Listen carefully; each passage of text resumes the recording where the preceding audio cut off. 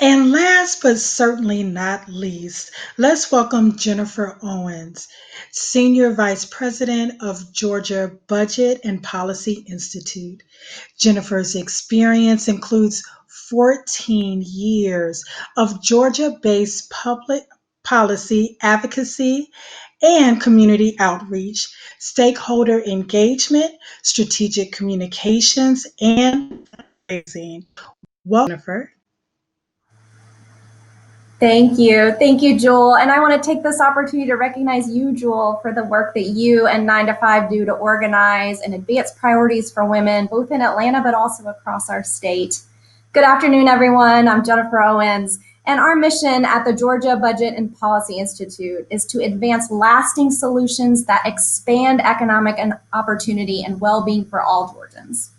We do this work by publishing upwards of 100 research products a year, strategic communications to get our research and our solutions in the hands of advocates, lawmakers, and the media. And we run a robust outreach and education effort in which we work with over 100 partners across the state and brief upwards of 5,000 individuals annually.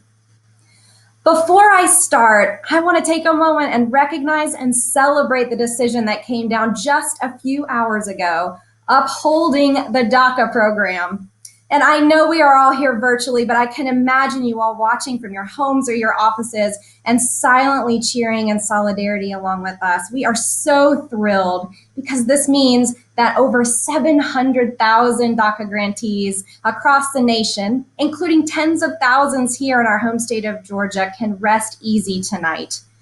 And while, of course, we have a lot of work to do to protect others who work, live, and play in our communities and in our country who wish to stay, today we celebrate all of our DACA friends and neighbors who are here to stay.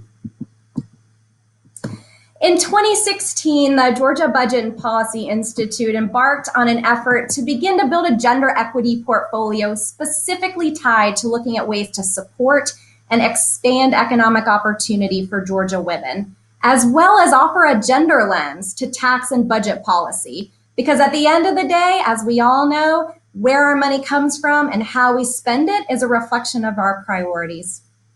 Since that time, our organization has published multiple reports, activated women around the state on various issues from tax and budget policy to healthcare to building broader awareness around ways we can leverage policy to stymie the gender wealth and wage gaps, as well as proactively support gender equity.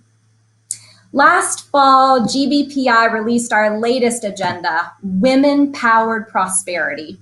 And I'm going to share a few key points that give a sense of how we see the status of women in Georgia and what we can do about it.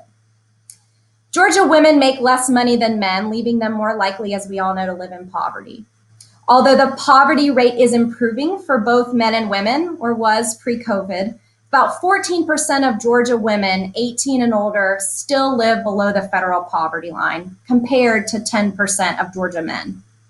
And when you further disaggregate that data, Black women and Latinas are much more likely to live below the poverty line. This means that policy solutions targeted to expand access to things like subsidized childcare, shoring up